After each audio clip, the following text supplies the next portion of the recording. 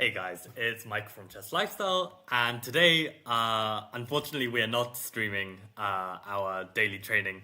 And yeah, this might come as quite a surprise to a lot of you, but actually, I've made the decision. It's been on my mind for quite some time now, but I'm actually going to take a break from my daily training, and I kind of want to explain to you like where my head's at with everything. And I hope you'll come to understand like what I'm getting at here. So um, basically, some of you I have already noticed have been dropping me messages of like am I still alive? Like what is going on? Like why am I not playing uh, my next round?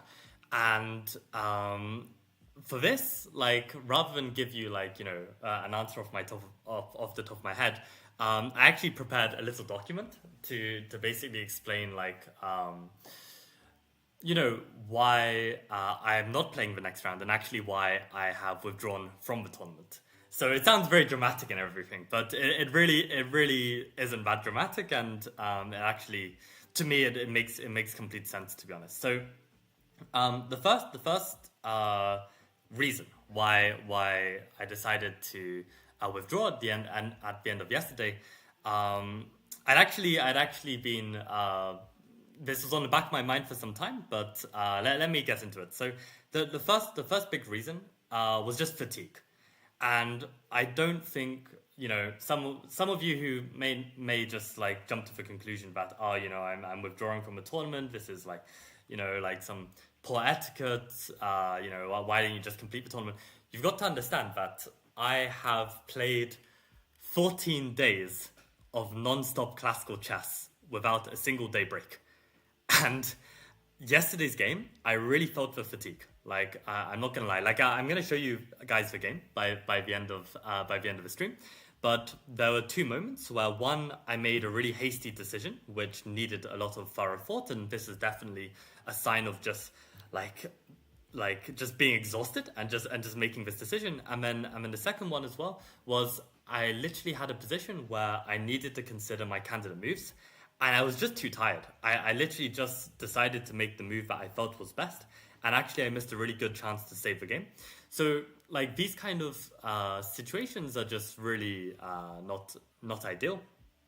um and yeah, this is a sign of fatigue, and I feel that with chess performance, at least for me, I made this little graph to show it. But I feel like if we imagine that the x-axis is time and the y-axis is actual chess strength and playing strength, I feel that at first when you start getting into classical again, like you need some period to warm up, and even if you've been doing all the training under the sun, I mean, my daily training definitely helped me warm up, but still, there's no amount of training that can really prepare you for what's going to come in terms of classical.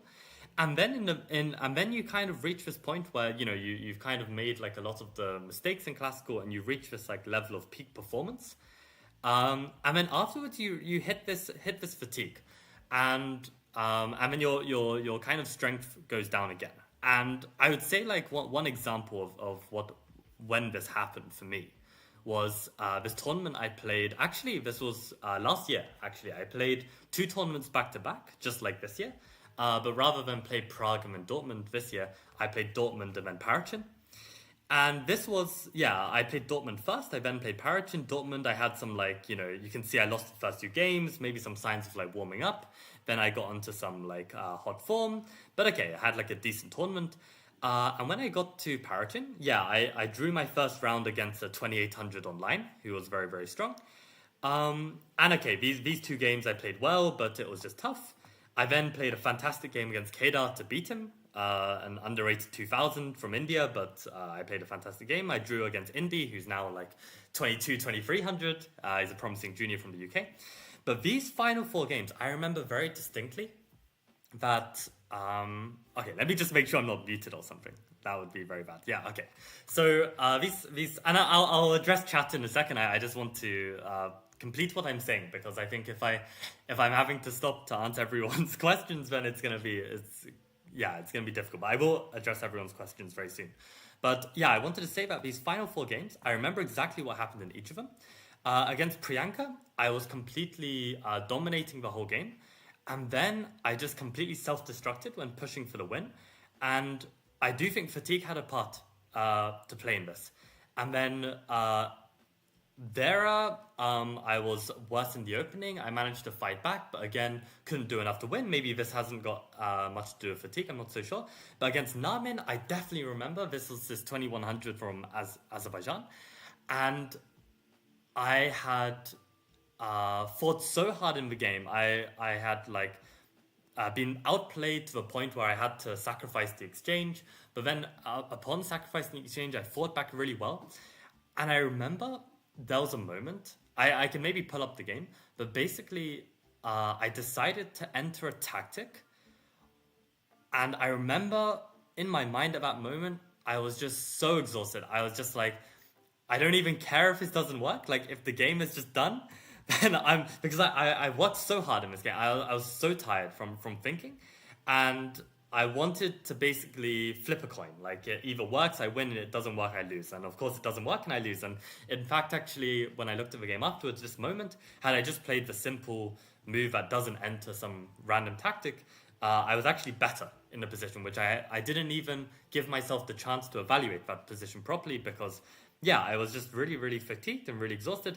And then my final game against Daniel Udovenko, yeah, I was like playing badly. I was tired, and yeah, in the end, I think he offers me a draw, and he's in a slightly better position. I have to take it because I don't have any fight left. And yeah, these final four rounds were really, really disappointing for me because I felt like I'd played a really good tournament. But I do think like playing like 18 rounds of chess, it's tough. It's really, really tough. So I think, the biggest point for me was like this game that I played yesterday. I had these signs of fatigue. And for me, like, especially at the level I'm at now, I feel like I definitely deserve to be a 2000 rated player. But it's not easy to maintain that 2000 level unless I am on top form. And you might think, okay, Michael, you're on top form like a few days ago, right? But that's also a few days ago. I mean, like it's really tough to keep up the level of focus that you need in order to play good chess at this level. Like that's the thing as well. Like okay, against the IM, well, okay, it's almost an IM, like 2390 FIDE Master I played yesterday. Like I felt like I was playing really good chess, and then I have one kind of careless moment that just blunders the whole position. And this is the reality of classical chess. Like you have to be able to stay on form for all of it. So this is one. I also put knowing your limits drinking story here, and this is actually maybe something similar that when I was in university, over your experience of your time at university, you learn how much you can drink, right? And I think at the time, like I had reached a level where I exactly knew my limits in terms of drinking, and I knew if I exceed those limits, I will just chunder, I will just vomit, and that's the night ruined, right? And I remember I was at like a prise, so like a party before you go out to the club. And I remember I was drinking and I realized that, okay, if I even take one more half shot of alcohol or vodka or something, then I'm going to vomit.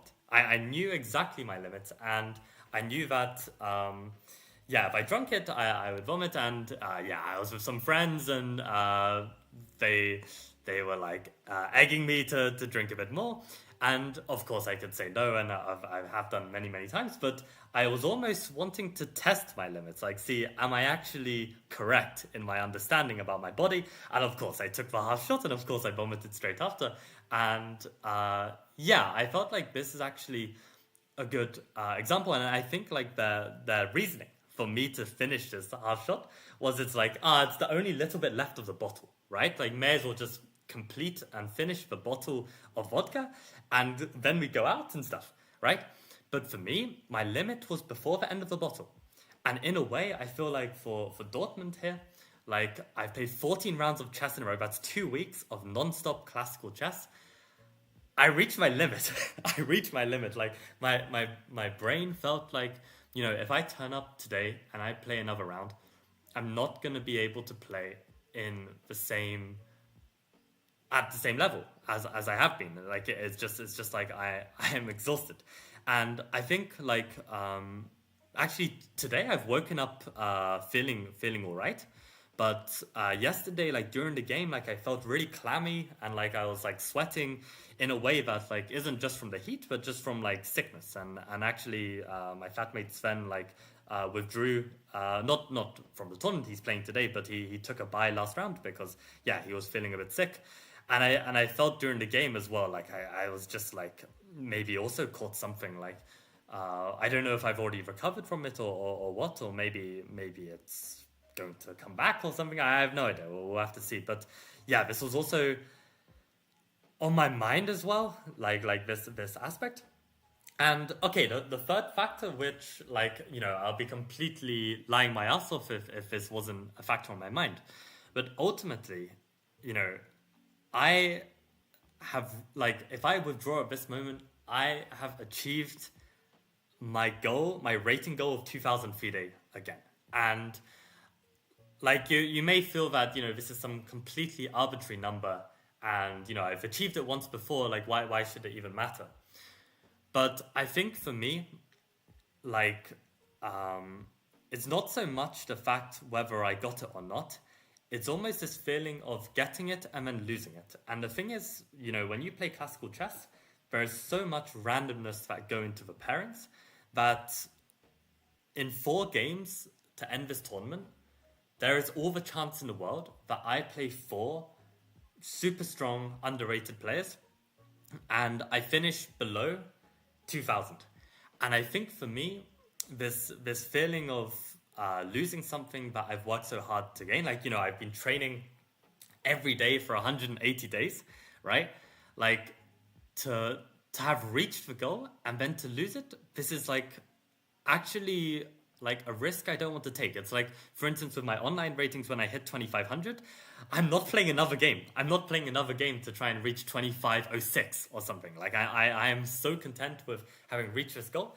And yeah, to play on for the sake of like completion or just gain of experience, I think for me, it's more important that I have my spirits high. Like if I enter this year of traveling, where, I can, feel secure in telling people that I have a FIDE rating of 2,000 and I'm not like, some poser or something.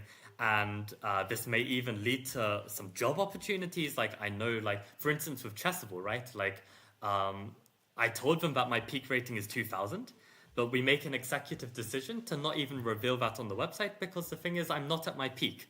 And, to show on my profile that perhaps I'm below 2,000, this might actually be like a negative selling point for the course and stuff like this, right? So ultimately, like you've got to understand as well that I'm not just able to play chess for the pure fun of it, but it's also part of my livelihood, right? It's part of my career, and to have a FIDE rating of above 2,000, this is important for certain job opportunities as well. So I think like these two factors combined, I've written here 3 and 4. It's like, yeah, this ultimately matters to me, and I think. Yeah, it matters more than the completing event for the sake of completing it. And I mean, honestly, like, part of me like woke up today and had this feeling that I half of me does want to play.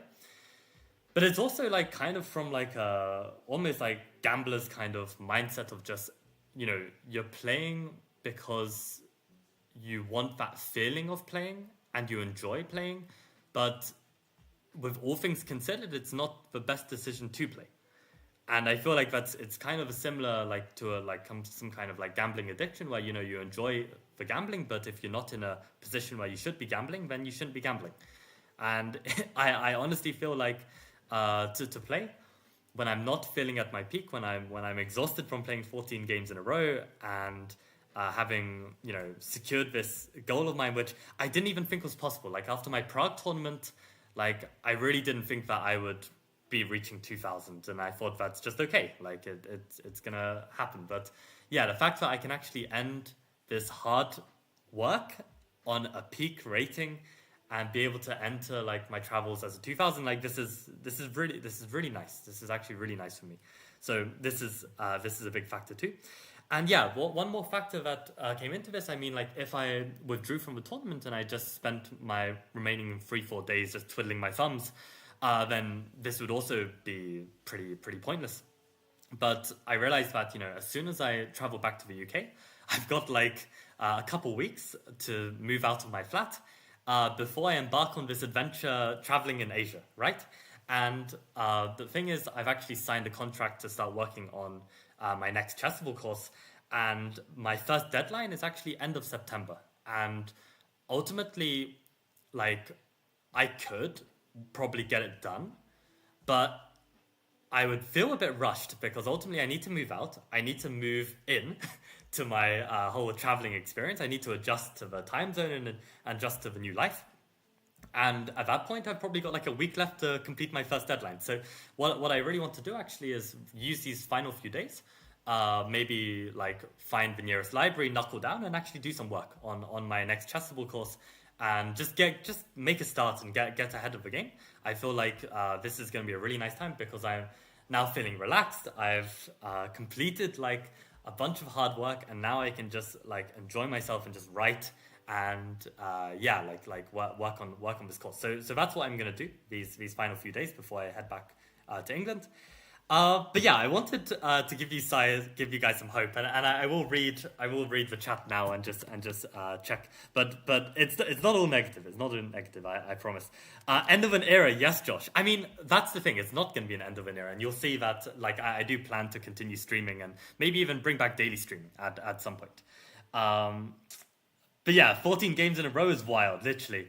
Like I literally like my last round game of Prague, I then had to finish and then fly to Germany, and then from my airport I had to fly to another city. I mean travel to another city by train.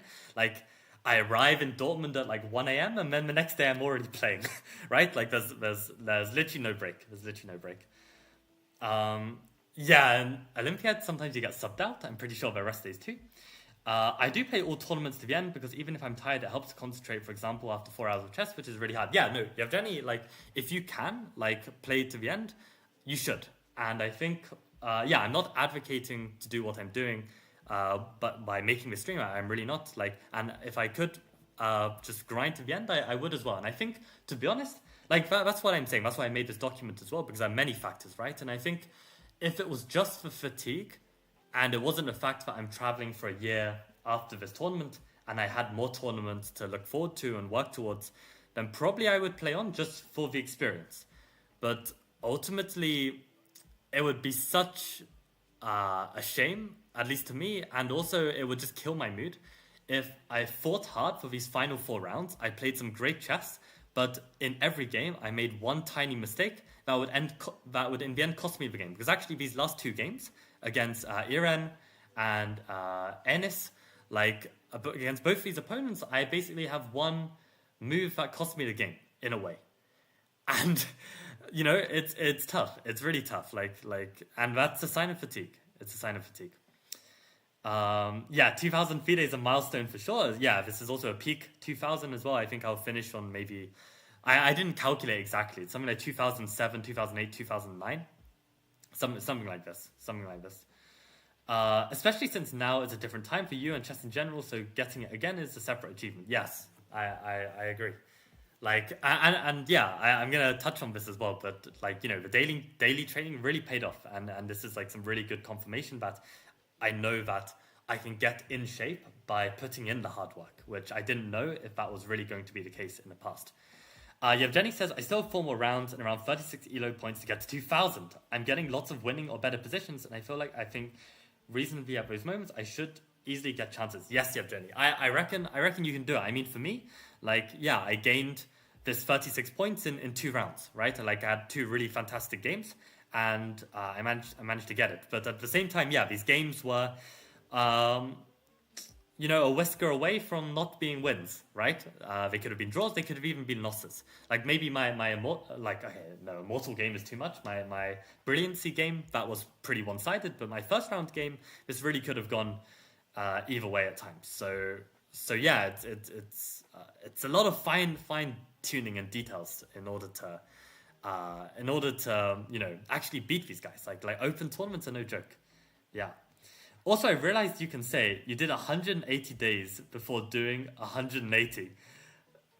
Doing 180, like, yeah, maybe this is somewhat of 180, but it's also been on my mind for some time. Like, I knew that I'm not going to be able to keep up this daily chess training for the rest of my life.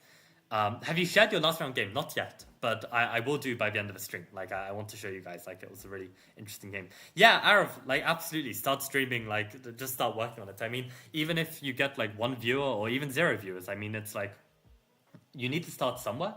And I also started at that point. And it takes a lot of practice before you can feel confident just talking to a laptop screen and just talking freely. It doesn't come naturally, not even to me. Like if you look back at my first YouTube videos, they were super awkward compared to like what they are now. So yeah, I'd recommend you just start. If it's something that you might want to achieve as a skill, or gain as a skill, then just start. Yeah. I did play like 34 classical games this summer as well, but I had breaks, so it's easier. Yeah, no, 34 classical games is crazy, Evgeny. And even with the breaks, I still feel like it can be tough. I mean, I think like last year when I played for Dortmund and Paris, and I think I had like maybe 2 days break in between, and even just 2 days, it's not enough. At least for me. Like I feel like my stamina is better this time around, but it's also tough. It's also tough.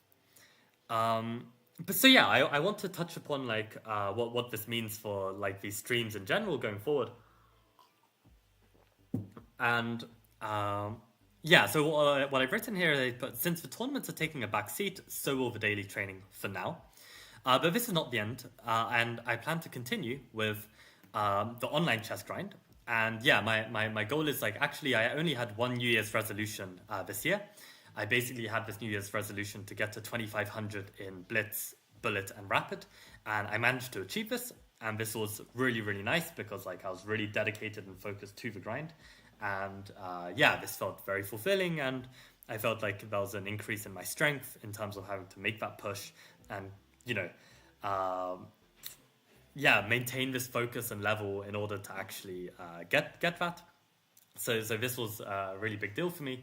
And yeah, I think I want to start pushing for 2,600. Like maybe not on Ponziani Master, because ultimately I can still acknowledge the fact that as a player, there will be days where I play at 2,300. Like that's not going to change. I don't think even if my overall strength gets to a point of 26, I don't know if I can really reduce the flaws of my chess to the point where I will not be able to tilt, right? So probably I will be playing this on Ponziani Ghost and like grinding there, and okay, we'll see how far I can get. I think this is one thing I want to work towards.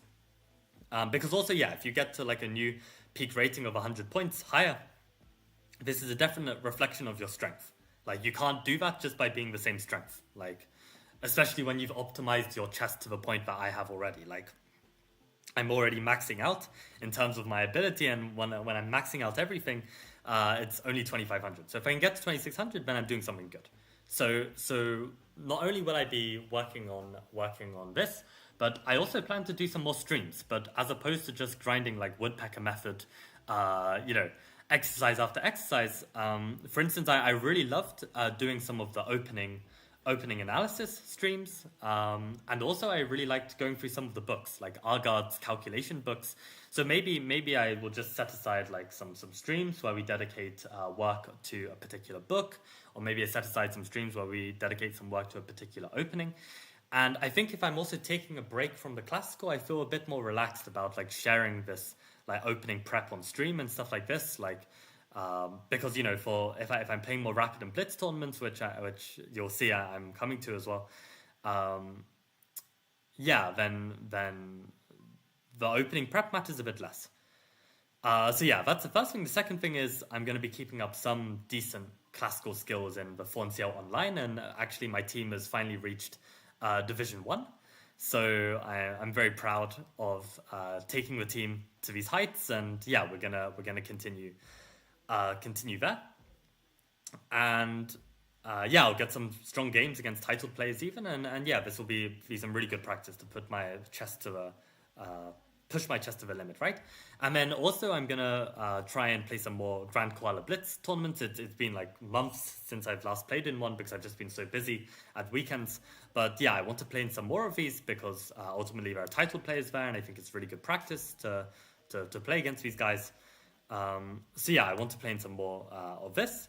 And also, yeah, I'm ultimately going to be traveling, right? And I'm going to be hopping between countries, and I plan to just experience the local chess scenes in these countries. So you're probably gonna see some in-person vlogs, travel vlogs of me in some different countries, and either I'll do it as a live stream or do it as a vlog or something. But I think it'll be really cool to have some documentation of these different clubs around the world. So that's going to be a thing. And also I want to probably get involved in some OTB Rapid / Blitz kind of tournaments. I think this would be a really good test. Keep up my in-person skills, and this is something I'd probably want to do. So as you can see, it's a little bit different of a focus to the classical grind. But I realized, I think for myself, that in general, what I've written here is if you want to push for a level above 2000, you need to be underrated. And importantly, you need to be more underrated than your underrated opponents to make significant gains. After all it takes is one bad result, me against Eric in Prague, or my flatmate Steven playing this Ukrainian kid, Mikola, to nullify a good tournament. Like both of us finished on 0, or even Steven finished with a slight negative, I think. Just due to one game where you lose to this underrated player and you get minus 15 for the game, which just cuts out a lot of small gains.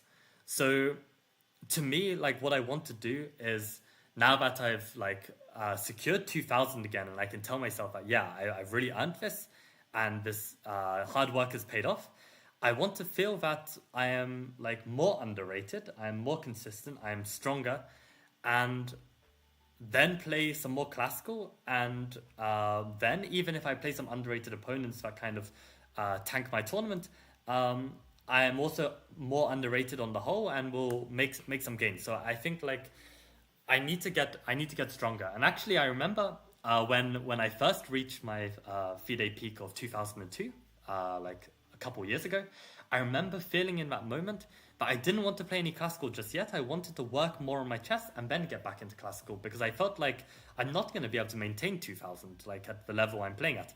And of course, I then go against this mindset, and I play some more classical, and I immediately dip below, and I had all kinds of problems with my chess. And you might say that this experience is what led to the player that I am today. But at the same time, I feel like a lot of the negative experiences could have been avoided as well. I didn't need to drop 70 points in Bristol for absolutely no reason. Basically, not calculating properly, sleeping 4 hours, not having a drive to I remember playing in the Bristol tournament, and I didn't even care about the classical chess. I was just there to just have some fun, and it's not possible. As soon as you play classical chess with the mindset that you're just here for a good time, it's you're playing against bloodthirsty sharks that are trying to play their very, very best, and there's no place to just relax completely in a classical tournament. So yeah, basically I'm just super proud. I'm super proud that I got to 2000 FIDE. I'm not I think on the whole, I don't generally feel like it's a good idea to withdraw from tournaments. I know I had that stream relatively recently talking about like implementing the Caius rule in over the board tournaments. I kind of went back on that statement, but I feel like for me, this isn't really withdrawing from a tournament. This is like finishing a 14 round mega long event where I have achieved more than I was hoping to achieve. And yeah, I'm proud of that, and I think 180 days is a good place to pause. And I just think that also like in the past, like I mean, as a person for sure, like I'm the kind of guy to work smarter, not harder. But with chess, this is one of these few activities where it's very difficult to cut corners, and the hard work really pays off. And I think what I can see for sure is that training every day for 180 days religiously did secure my return to 2000. I think I can safely say that. I think this was a huge, huge factor that led to it.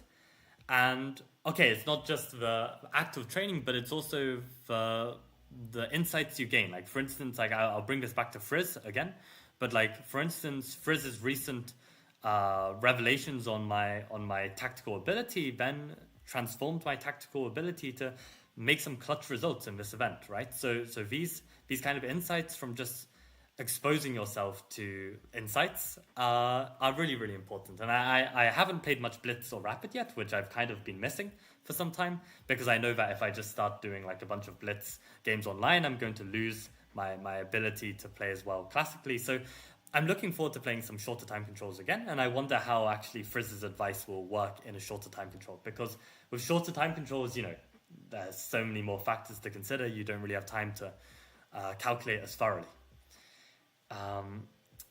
Tricky says, is there going to be a Summer Grand Prix? No, there won't. I don't have the time for a Summer Grand Prix, but fingers crossed that Autumn Grand Prix, which I don't think we've actually ever done. I think Autumn Grand Prix can be a thing. I think we'll try and do that.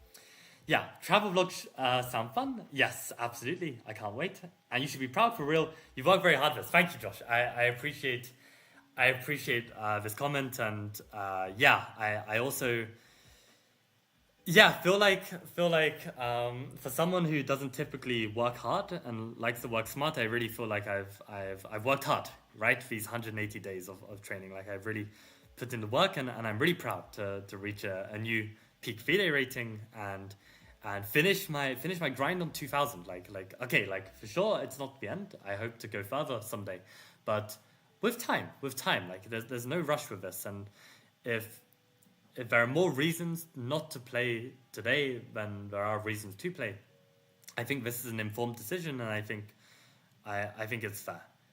And ultimately, you know, like I feel like I'm at a point as a chess player where I know myself better than anyone can tell me, and it's a bit like that drinking story, right? Like I knew my limits, and no amount of convincing would be able to break this kind of understanding. I don't know if I want to show the game actually, because actually this game was a really, really interesting game, and I'm probably going to make use of it in my next Chessable course. And I think the game also it would take like probably another half hour to get through and analyze. And I think, to be honest, I'm looking forward to, like, I'm really glad I got this off my chest as well, because I felt like, you know, until I made the stream and just addressed kind of like where my head's at and why I withdrew from the tournament, I felt like I couldn't really do anything today. But I'm really looking forward to just looking up the nearest library, getting to work, working on this next Chessable course. Like, it's something that I've wanted to work on, but I just haven't had the time to work on, because ultimately when you are competing, especially for classical chess, you need to devote your entire energy and attention to it if you want to actually make serious gains. Because ultimately in this day and age, the people playing in these open tournaments, they're strong, they're ambitious, they're also hungry. And if you are not hungrier, you're not gonna make the gains you're looking for. So yeah, I've put in my full dedication to it. I think I have earned a break, And yeah, I am gonna be above 2000 classical, which is such a big deal for me. And I think honestly, like as a player, if I work really hard on my like rapid and blitz and just start and really just enjoy chess and just improve, I think there are definitely like future heights for my classical. And also like I would love, for instance, to be like a classical 2000 player with rapid and blitz like 2300 or something, if I could one day achieve this, right? Like I would be able to tell people that I'm a speed chess master, because if you get 2300 in blitz or rapid fide, then I think you're entitled to say something like this. um or something like this, like even like in terms of an identity, like I don't think like classical needs to be the only way I can find like an identity as a player.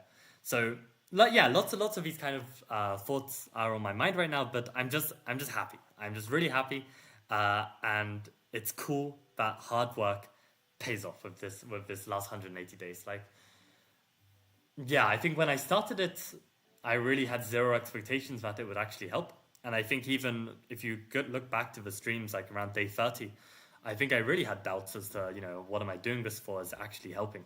But I think it does. So if you take anything from this video, definitely, I think if you can get into a habit where you work on your chess every day for an extended period of time, I think this will have its gains. Whether you stream it or not, I mean, I needed to stream it to help discipline myself to actually do it.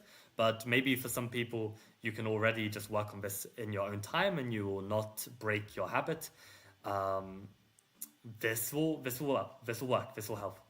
So yeah, I think on that note, guys, I think I'm gonna call it a day there, at least for the stream, and I'm gonna be working on my new chessable course. I'm just gonna write, and I look forward to writing on this, and I will definitely be back. I think like yeah, I say this is the final stream, but ultimately I don't think it's gonna be more than a few weeks that I come back with some new stream, because ultimately I've really enjoyed the streaming, right? It's not just some chore.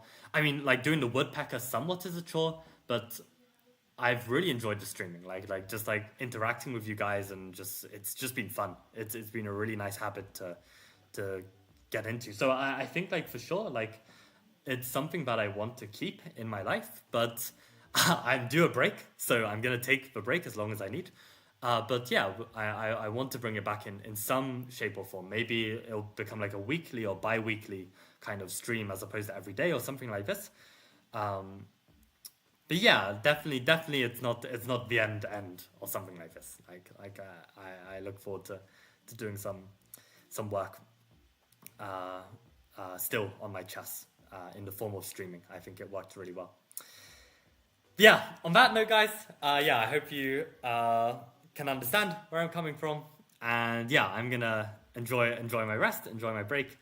And yeah, I look forward to next month with my new FIDE profile. I'll have to drop Chessable an email as well. And yeah, best of luck to everyone still playing. I really respect your grind and your energy and your effort. And I hope you do fantastic. Yeah, you have lots of chess improvement plans too. Amazing, Josh. Yeah, and I look forward to, in a few weeks' time, like just getting back in touch with everyone and seeing how you guys are doing, and what work you've put in. Yeah, these chess improvement plans are taking a backseat for more professional reasons. Right, got to focus on other stuff. Yeah, this is the thing, right? Like when you focus on chess, it really takes up a huge portion of your time and attention. And yeah, I feel like 180 days of hard work. Yeah, do some time to relax. So yeah, thank you guys for all the support and tuning in to so many of these streams. And I realized that some of the regular viewers didn't get to catch this one, but you're welcome to drop a comment. I will for sure reply. And yeah, I will be back. Don't think that this is really the end forever or something like this. So yeah, thanks for tuning in, guys. And yeah, I look forward to updating you on my progress of my chessable and everything. And yeah, thanks for watching. Okay, see you around. Bye.